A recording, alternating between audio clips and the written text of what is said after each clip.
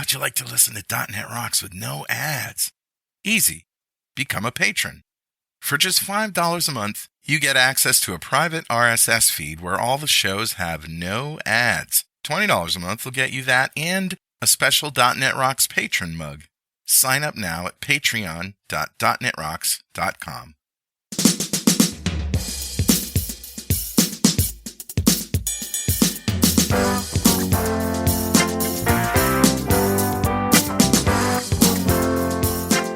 Hey, guess what? It's .NET Rocks. I'm Carl Franklin. And I'm Richard Campbell. We just had a conversation before Sergey came online about fishing. Yeah. And because I was watching the show called Bizarre Foods America with Andrew Zimmern. It's an old show, right? It's been on many years, but I love watching reruns of things that are interesting. And he was in Vancouver. Yeah. And he goes to Tojo, like the guy who invented the California roll. And I got you there, right? Yes, you did. You got to go to Tojo. So. Yeah, and Aerosmith walked in, right? Yeah, right. While we were there. That's right. You did that over the shoulder shot. Yeah. And my friend said, hey, who's that guy talking to my Aunt Edna?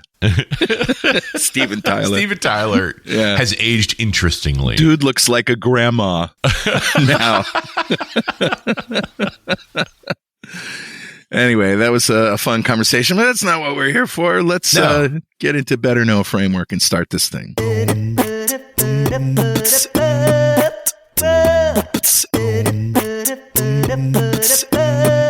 All right, man, what do you got? All right. I found this list, a curated list of awesome open source projects on the web. And it's called Awesome OSS. It's a GitHub repo, and it's at Serene Blue. And I love these curated lists. And I wish we had these more in every category of life, like music, for example, you know? Right. You used to have an uncle who had a record collection who you could just go to and say, hey, what's really cool right now? And they would say, I love this. Yeah. And you listen to it and it's great.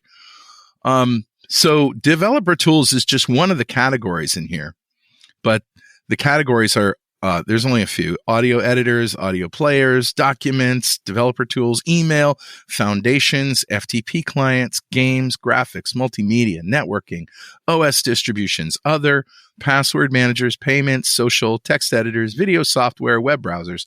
I went looking in, non-developer tool stuff. Sure. And there's so many cool projects that I had no idea. The curation he's done here, where he's actually found the links for how you donate as well as how you contribute. Like, this is a ton of work to make this list. A lot of work. Yeah. Yeah. No, I really appreciate that. Yep. I didn't see anything where you could donate to him. No. No. Not at all. But I think that's what this is about. I mean, in the end, they're still maintaining it, but this is a properly configured open source project too, right? I appreciate that it has an MIT license. That's funny. Yeah, it's kind of funny. Right. But yeah, they to do the work of saying, here's the project, here's the source code repository if you want to contribute code, here's how they take donations if you want to contribute money. It's really awesome. That's really great. Yeah. So hats off to Serene Blue for curating that list. Who's talking to us, Richard? Grabbed a comment off of show 1880, which was just a couple weeks ago, right? Yeah, right. Which is why we're here, actually, because when we were recording that show with Jimmy Bogart about migrating to .NET 8, he called out Hangfire. Yep. And right away, I made a note. I'm going to go look up what Hangfire is. I hadn't heard about it before. But one of our longtime listeners, Dave Aykroyd, also immediately commented on that show. He said, this is a great episode. I'll be recommending my colleagues listen, although they should be listening to all of them anyway. And that's not an editorial on me. That's what Dave said. Yeah. That's why we love Dave. Yep. I had my ears prick up the moment when Jimmy mentioned Hangfire, as that is a service I work with a lot on my current job. I would love to hear from them, especially as I'm currently using it on .NET Framework, and looking to the .NET Core would open up some other hosting options besides an EC2 instance running on Windows Server. Or running Windows Server on EC2 instance. That sounds right. I like that better. Yeah. My ideal world would have no IaaS, and so knowing some more around options for platform as a service would be great to hear. Yeah. Sorry, Dave. Yeah, we can't help you. Nope. Nothing I can do there. We're not going to go there. We're not doing that. fortunately, in my initial research and seeing the encouragement from Dave and so forth, I reached out to Sergey, who was very responsive to us. And so heck, here we are just a few weeks later. Very cool. So Dave, I know you got a copy of Music to Code by already. I think you got all the things one way or the other, but ping me later and we'll chat. Thanks so much for your comment, and a copy of Music to Code by, it's on its way to you. And if you'd like a copy of Music to Code by, write a comment on the website at .netrocks.com or on the social medias like Facebook. We publish every show there, and if you comment there and I read it on the show, we'll send you a copy of Music to Code by. And you can follow us on Twitter if you want, or X, or whatever they call it. I'm at Carl Franklin. He's at Rich Campbell. But the cool kids are hanging out on Mastodon. I'm at Carl Franklin at techhub.social. And I'm Rich Campbell at mastodon.social. Send us a toot. We will definitely read it. That's all we're committing to. Yeah, that's all. Yeah. Quietly, we might make fun of it. Yeah. But publicly, we always say nice things, don't we? We usually say nice things. Yeah. Most of the time. We are nice guys. At least on a podcast, we are. Yeah, that's right. We play nice guys on a podcast. Okay. Close enough. Let's bring on Sergey. Sergey Odinokov is a proud husband and father of 2 kids, currently living in Thailand. He's been in software development for more than 15 years, looking to find the exact reason why concurrent, parallel, distributed programming is so difficult. I hope he's here to enlighten us. I know he will. Welcome, Sergey. Hi, everyone. How are you doing? Thank you for the invitation. I'm doing fine, but maybe at least tired. Yeah. This is very much around the world recording. You're in Thailand. I'm in BC. Carl's in Connecticut. We're covering all the time zones. Yep. This is amazing that we can all be here together on Riverside. But let's talk about Hangfire. Now, I'm just going to give the quick, read what the website says. It's very easy to understand. Mm-hmm. An easy way to perform background processing in .NET and .NET Core applications. No Windows service or separate process required. Backed by persistent storage, open and free for commercial use. Wow. Legit. That's quite an undertaking. My friend and colleague, Brian McKay, when I told him we were interviewing you, said, holy crap, we used to use Hangfire back in the .NET Framework days, and he had no idea that you could run it on Core. Oh, well, yes, you can. So it centers around this idea of jobs, and you have just right on the homepage, examples of what the different kinds of jobs are.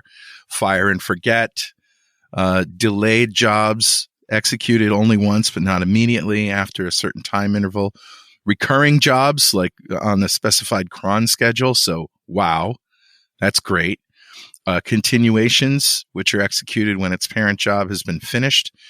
And then the pro version has this thing about batches. We'll get into that a little bit later. But man, this looks great and so necessary and so easy. Thank you.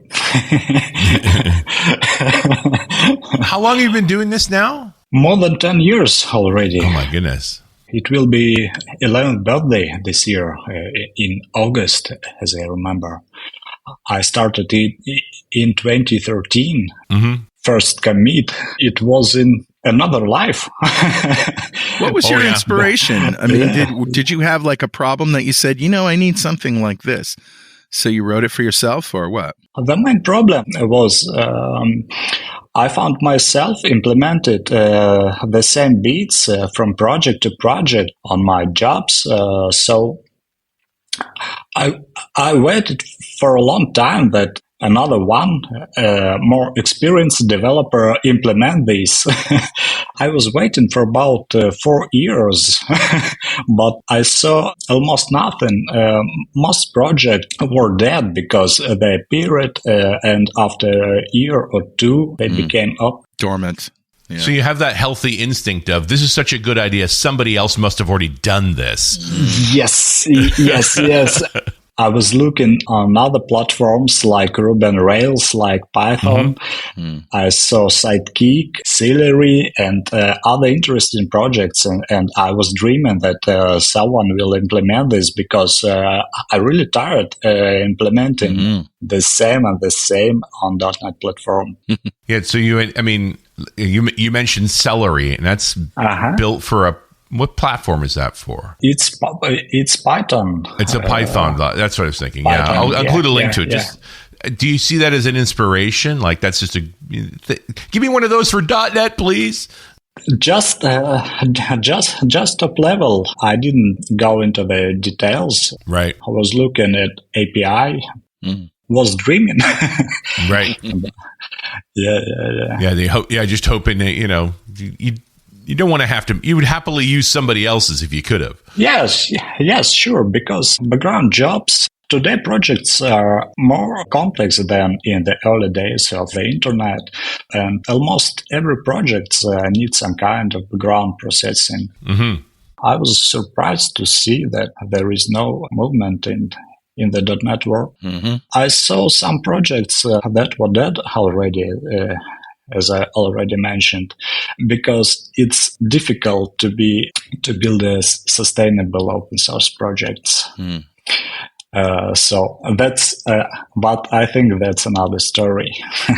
No, but when it's super relevant on the show that, how you built this out of your own need, but you've got a huge raft of contributors too. So obviously it was a need by other folks that they've helped you out or been a part of the process. Yeah, sure, because contributors polished a huge number of things, because sometimes you don't have time to fix some rare features or very rare use cases. Mm-hmm. And contributors make a huge contributions, help a lot to polish some advanced use cases. I noticed that you have an architectural diagram, which is very helpful, but it has like the user and then the Hangfire scheduler and then a server. But as you mentioned in the very first paragraph on your website, you don't have to go out of process. This is just a logical server, if you will, right? Logical server. Yeah. Mm-hmm. But you can move it out of process if you want to, right? Yes, you can start in the same process to keep things simple and later move it out to another process or another server when needed. And the main things is that your setup will not be complicated when you do this, because in both cases, if you perform the processing in the same process and in another process, you're using the same configuration. You just plug in the storage and let Hangfire do. Right. So you don't need any kind of inter-process communication because it's all persisting in a database. Yeah. That's very cool. Yeah. And by database, it looks like you mean just about anything that persists. Yeah. I suspect I could probably drop the state information into a file and you could pick it back up and keep going. Not quite, because officially supported SQL Server and Redis and in-memory for simplified development, right, etc. But there are a lot of community-based storages that are implemented by other people, other contributors. Mm-hmm. So I don't think it's easy to use fileless, but I think it can be at least implemented. Sure. So when I was talking to Brian McKay, he wanted to know when is a good time to use Hangfire versus some sort of cloud service, Azure Functions or Service Bus. Because he says we use that pattern a lot. I think it depends on architecture, because there are companies that invest heavily in cloud infrastructure, and I don't think there is need to move to Hangfire or other on-premise things for them. But it is still possible. Nowadays, companies look for ways to keep it possible to move to other vendors. Right, platform independence. Yes. And it's difficult if you invest a lot of time, a lot of development into one concrete platform to switch to another one. So if company wants to invest more in platform independence, then it's a great opportunity to use Hangfire. I imagine that when it comes to scaling, right, your database might be the point at which you want to put your resources into. It might be the bottleneck. Can you use just standard caching? Is that going to screw up the whole process? I mean, it's really about writing to the database, but there's obviously your services in the background are reading that database. And if you cache, is there a possibility that something will be missed? How do you feel about that? It's possible to use different databases for applications data and for Hangfire. Hangfire has a write-heavy workload, so it's difficult to cache anything there because everything is constantly changed, like background jobs that move from one state to another. So bottleneck is an interesting problem, and I'm afraid there is no solution other than sharding. You can use multiple storages in Hangfire and create background jobs in one or another storage. So on the server aspect, the thing that reads the database and fires off the jobs and all that stuff, is there an in-memory cache with a notification that the database has changed for you so that you're not constantly polling the database? How does that work? It depends on the storage because, for example, Redis has blocking commands, but actually... That's why people love Redis. But actually the most popular client for Redis is Stack Exchange. Redis doesn't support blocking commands, so this is a kind of pops up magic. Publish and subscribe. When talking about SQL Server, it has some notification, but historically it's complicated. Right, you have to do triggers and things, right? Dependency, I even forgot the name of it. Once upon a time, SQL Server had notification services.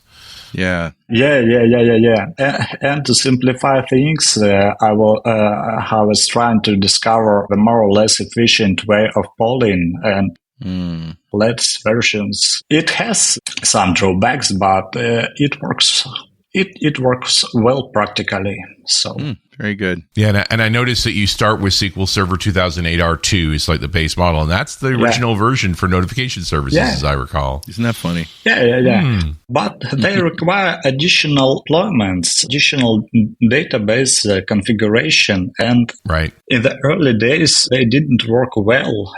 Memory leaks were possible, as I remember. Yeah, I recall living in the DBA land at that time, and we were usually pretty hesitant to turn notification services on. So to have a dev come at us and say, "Hey, we really want to do this. Can we have notification services?" Like we would push back.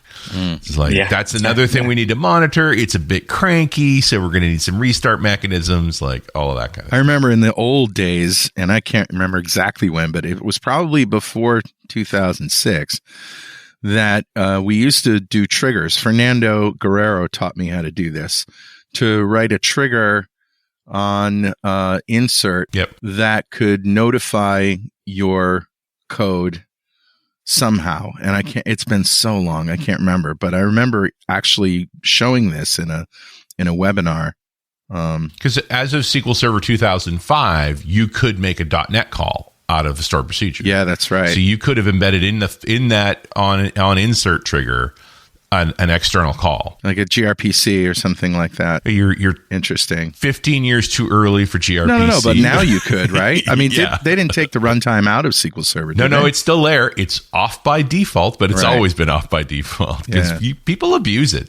You don't want to put an external call into an aggregate function. No, that would be bad. That'd be bad.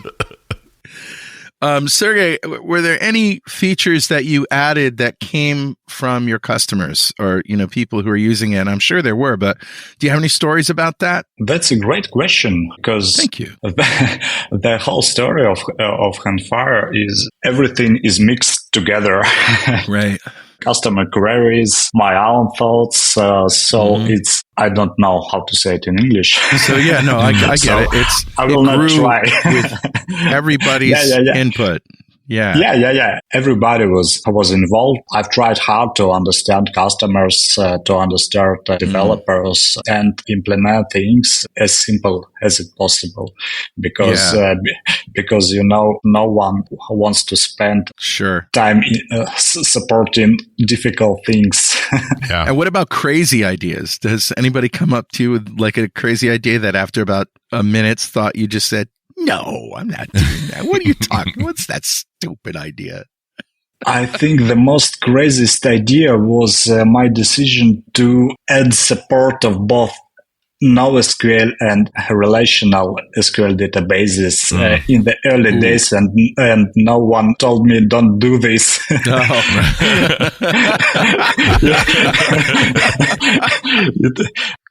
Trial by Hangfire. Yeah. Because it is really difficult to mix so different things in one API and to make them work. Because even now, when I'm trying to document storage API, every time I understand I can do this right now because there are so many words missing, and there are a lot of concepts missing when you need to make friendship between logs, transactions, right, and other things. Yeah. Are you using on the back end? Do you go all the way down to threads, or are you trying to stick to tasks in the task parallel library and async await? That's another great question. Thanks. This is what I do, by the way. Hangfire started by using threads. Then I switched to tasks, but long-running tasks that are threads under the surface. But then I even tried hard to build asynchronous API, asynchronous processes. Oh, asynchronous, not a synchronous process. Yeah, asynchronous processes. Yeah. Okay. I'm still learning. I was learning English by writing documentation to Hangfire. Oh, you're doing great, man. You're doing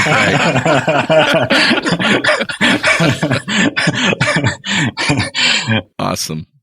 So I'm still trying. You're doing great. You're doing great. I'm thinking back. Was it Stephen Taub who said this? Is like, listen, there's only 3 people that really understand multi-threaded programming, and 2 of them are lying. The other one is me.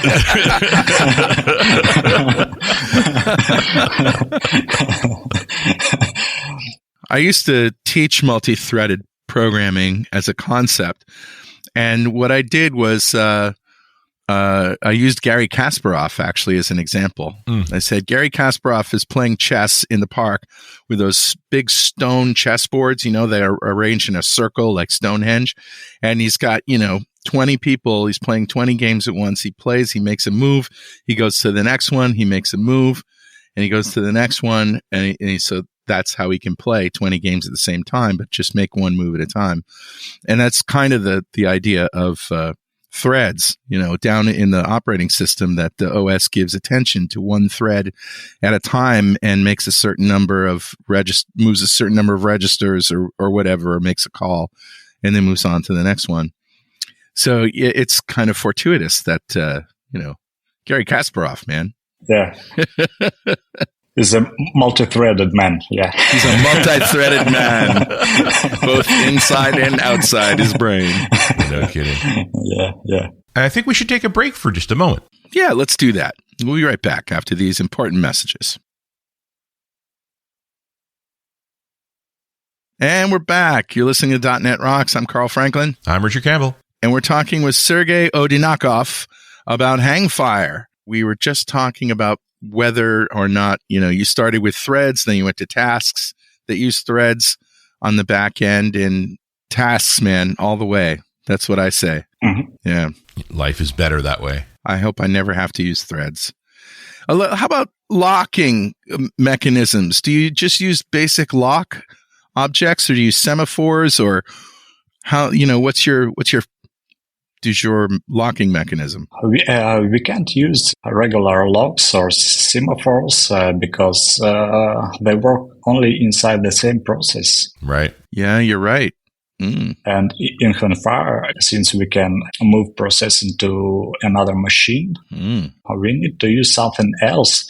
There is an abstraction in storage API called distributed lock. This was one of the most difficult points to make them work and to make them work reliably. Because when talking about Hangfire, we can expect unexpected shutdown in every line.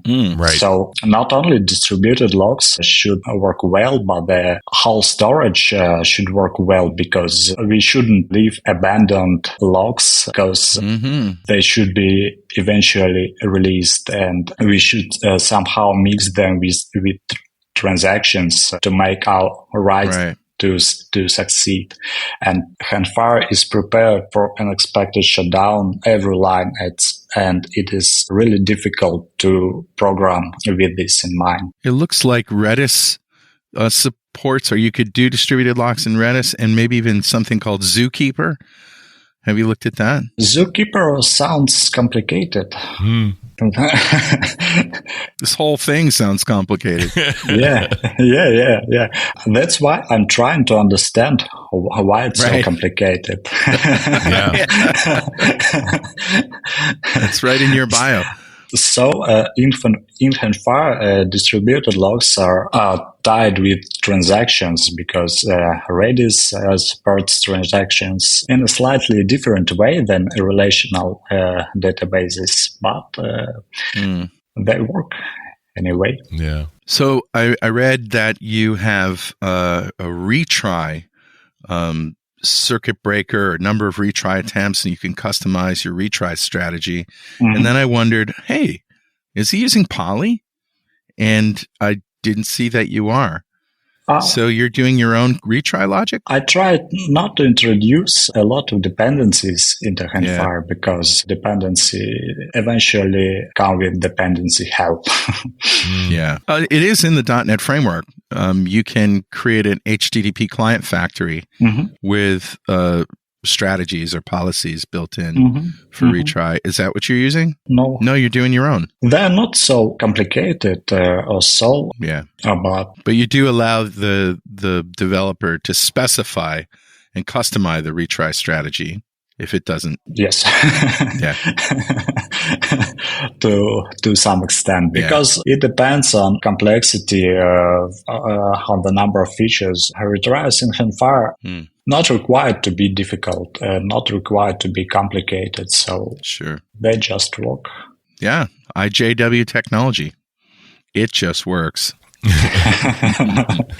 It works. Use it. I think we invented a new slogan for Hangfire. There you go. Good.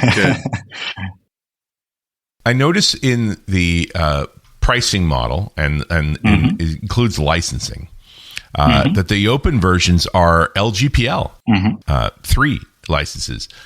Can you talk about that choice? Like, obviously, this is probably a decision you made 10 years ago. Yes. First of all, it was based on Sidekick.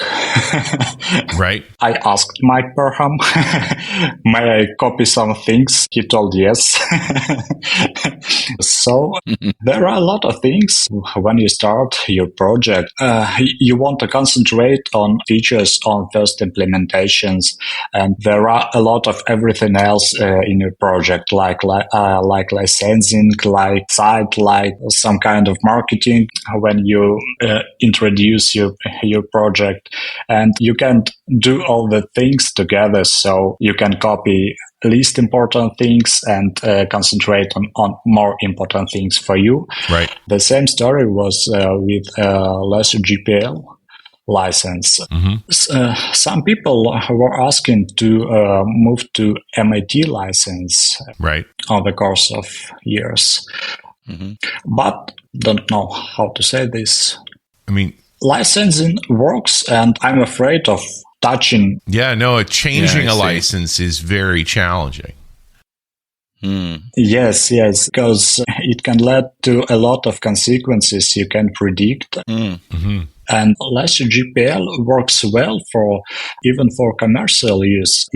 People sometimes confuse it with GPL license and and scared that they will need to open sources of their own applications.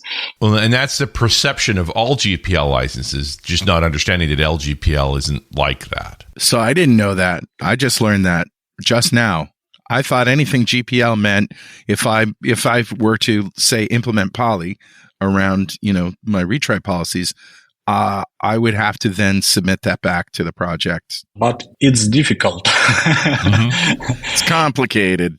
It's complicated, yes. They allow commercial use, and this phrase is highlighted on the site. Absolutely. And LGPL exists for how many years? A long time. More than 20 years. Yeah. So I think enough time. And actually, there are a lot of sites that describe the differences of each license nowadays. So sometimes I get these questions, but I answer them, and people, I can use it, so I can. I wonder if you don't have developers who have a limited amount of knowledge about open source licensing, but they've been told by their company, as long as it's MIT, it's fine. And that's all they know. And so and that's why they're pushing on you is like, could I have MIT, please? Because my boss already told me that's okay. Yeah. These companies can buy a commercial license. And I thought that was so, as soon as I saw this page, Sergey, I thought this is brilliant. If you're not willing to learn the rules of LGPL, you can pay to make it go away. Yeah, sure. So smart. Because if you learn the rules, all LGPL, and correct me if I'm wrong here, says is, if you make improvements to this, if you make changes to it, contribute them back. Yeah. One of the main points is LGPL license allows to avoid competitions with ourselves. Right. Okay. When you have 20 Hangfire-like projects and you have to compete with your own code, right? It's strange for me. Okay, can we talk about the batch idea that's in the pro version? And the pro version is the paid version, obviously. But batches and batch continuations. I mean, anybody who's figured out and listening by now could probably figure out what we're talking about here. A batch is a group of background jobs created automatically and considered as a single entity. And then a batch continuation is fired when all the background jobs in a parent batch finish. Is there also a way to know when each job in the batch has finished? Is that just a regular continuation? Continue job with? In other words, can you do both of these together? If I have a batch continuation that fires when all of them happen, can I also know when individual jobs fire? You can even create nested batches and nested That's batch crazy talk, mister. And nested batch continuation that continue another continuations. So yikes! It's possible to mix things and build really complex workflows. Wow. When I hear you describe that, I'm like, wow, it's your foot. You know what's scary? Out there somewhere, there's somebody listening say, hey, I could configure this with YAML. No. In the early days of Hangfire development, I was talking with one developer who advised me to use XML for configuring everything. But he was from Java world, so I understand him. It's JSON all the way. Yeah. Oh man. Yeah. So. No, thank you. Any piece of software I've ever met that's run for 10 years has changed design decisions along the way at some point. It seems inevitable. The same way you started in threads and then moved up to tasks. Like there's got to be other cases where you just find I have to change to do this well now. I'm trying to abstract Hangfire as much as possible, and the foundations like threads are not go anywhere. So yeah. Be something you can count on. Even the .NET platform itself changed a lot, but Hangfire looks the same. So, I mean, yeah, your code's the same. Was there any difficulty for you switching implementations or having implementations for both the framework and for core? The most difficult things was the early days of .NET Core with lack of development tools support because everything was changing. I mean, code coverage tools, code analysis tools, and unit testing, continuous CI. Well, you were through that era coming from 2013 of the early days of .NET Core. Yeah. But even the early days of how you do CI/CD pipelines, like that's evolved a lot in the past 10 years. But concepts are the same, foundations are the same. Yeah. So I think not so much things changed, added.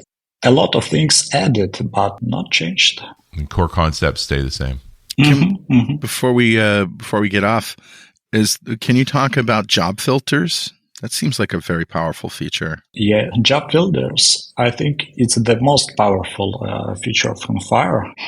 Every extension, every paid package depend on them, and they allow to extend Hangfire so you can implement new things, more complex use cases, more integration with application without modifying Hangfire and without rebuilding it or without using your own version of Hangfire.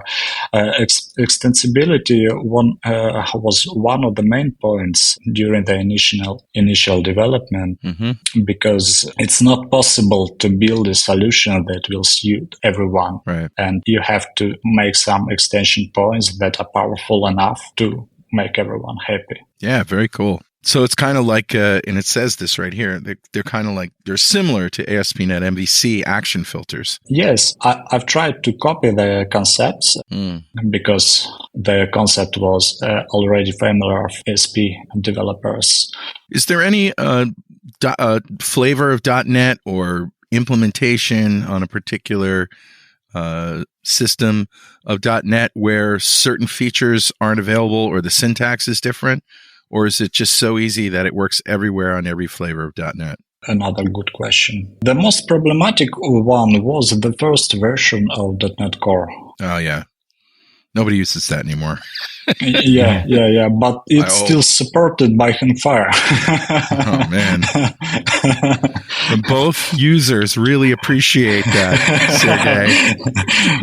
Sergey. You're welcome. if you listen to us. Okay. But with .NET Standard, a lot of features were resurrected.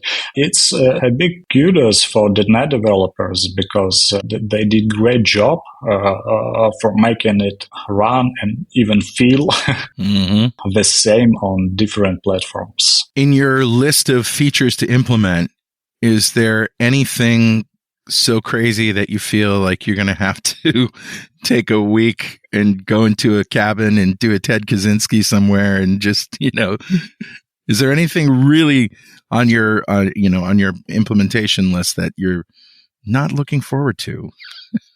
I think it relates again different storage types supported. I dream implementing some kind of integration testing for that will work for different storages. So you don't have to write dedicated test suites for new storages. So you can just use it to test even new storages, some kind of acceptance tests. Yeah. Have you ever considered taking the database out of the picture, except for maybe something to persist on the server, but, using a communication network like gRPC or something to go directly to the server thing, and then the server can just like keep a local cache of that in case, it has to reset or reboot or something? Moreover, there are interesting projects available on GitHub, like RocksDB. How do you spell that? RocksDB, Rocks database. ROX? Rocks database. Rocks. ROCKS? Yeah. Like .NET Rocks, but Rocks. Oh, I see. I get it. Yeah. RocksDB. Yeah. So Caveman used to use these for keeping track of things. It's an embeddable database. You can add it to your own application. So you can indeed build a gRPC protocol and use it in another high performance. Okay. So in that case, you'd have to write an abstraction over the client, and instead of hooking directly into the server process or whatever it is, the server, you would put a little messaging between that, and then you would run the client and server, logical server together wherever you're implementing that. I kind of get it. Yeah. So the bottom line here is it's wicked extensible. I mean, you've got the source, for crying out loud. You're a programmer. Figure it out. Not you, Sergey. I'm talking about the listener. For using Hangfire, you're a developer. That's what they pay you for. Okay. 30 years and I will implement everything. Nice. But no support requests for 30 years. That's right. And everything will be done. So what's next for you? What are you going to be doing right after you get off this call? Besides going to bed. Yeah. What are you going to do tomorrow, Sergey? Because one of the most difficult things for today was to make my children sleep. Yeah. I succeeded 10 minutes before our show. Oh, great. Good one. Well done. Great. Yeah. How old are your kids? So 2 and 5 years. Okay. Oh, Yeah, so wow. chaos monkeys. Chaos monkeys. Yeah. Yep. All right. Well, enjoy the wonderful foods and smells of Thailand, and we wish you success with Hangfire. And thanks for talking to us, Sergey. Thank you for the invitation and for the talk. It was bet. really nice to speak with you. Good questions. Great. Thanks. Thank you. Yeah. And we'll talk to you next time on .NET Rocks.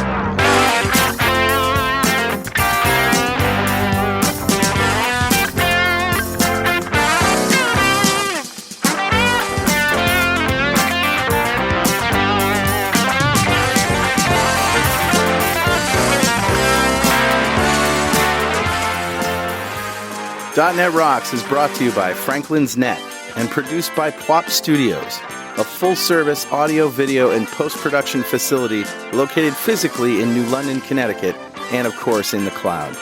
Online at pwop.com. Visit our website at dotnetrocks.com for RSS feeds, downloads, mobile apps, comments, and access to the full archives going back to show number 1, recorded in September 2002. And make sure you check out our sponsors. They keep us in business. Now go write some code. See you next time. Got transmitter banned by the FCC. Yes, I'm a